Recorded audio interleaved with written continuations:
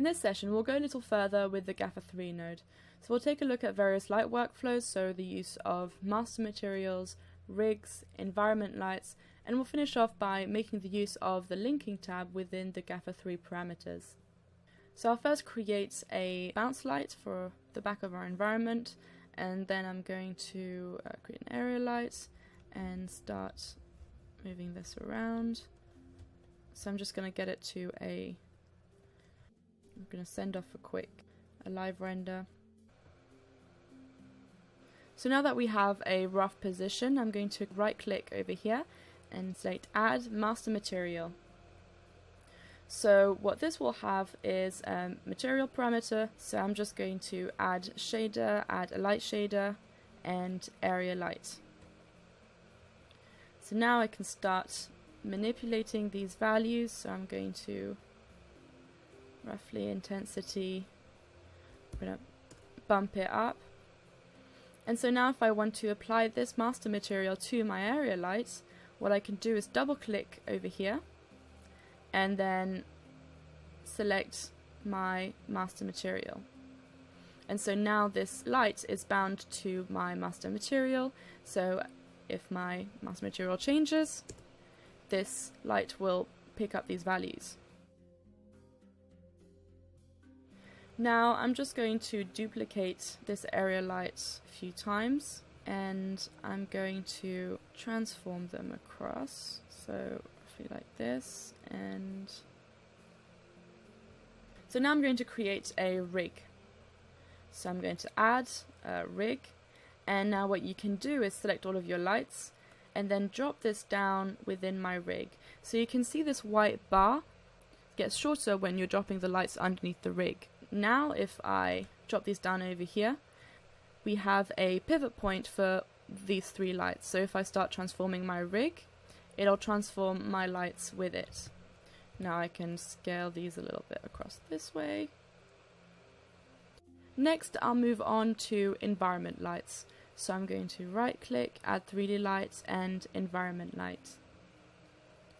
So if you have an HDRI, you can search for its path over here. However, I'm not going to do that. I'm just going to set the color to a bright blue, and then I'm going to reduce the intensity down to quite a low value.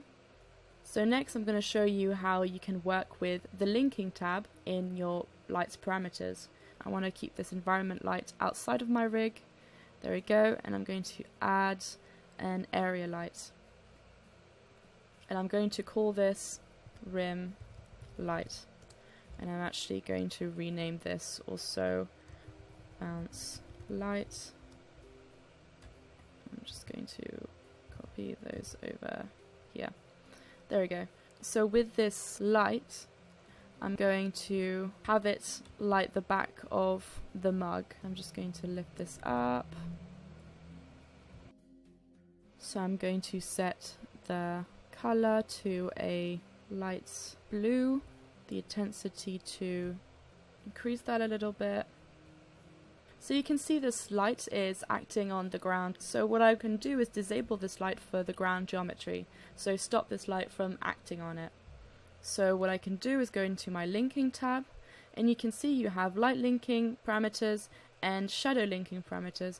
And what really interests us, if we don't want our light to impact our ground, is to just middle mouse button drag our ground shape over to our statement. Okay, that just needs to be set off again. So now you can see that the light isn't acting on the ground anymore. So I'm lastly going to show you how you can start working with multiple Gafferthree nodes. If you're iterating your lighting, you can create another Gafferthree. So I'm just going to hit Gafferthree, and I'm going to place this underneath our first Gafferthree node. And you can see that this is empty, but what you can do is if you toggle this little icon over here and show incoming scene, then it will show you all the lights that exist within your scene.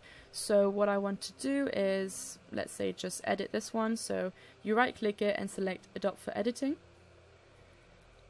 And then you can change any parameter you want. So here I'm just going to change this light, make it bright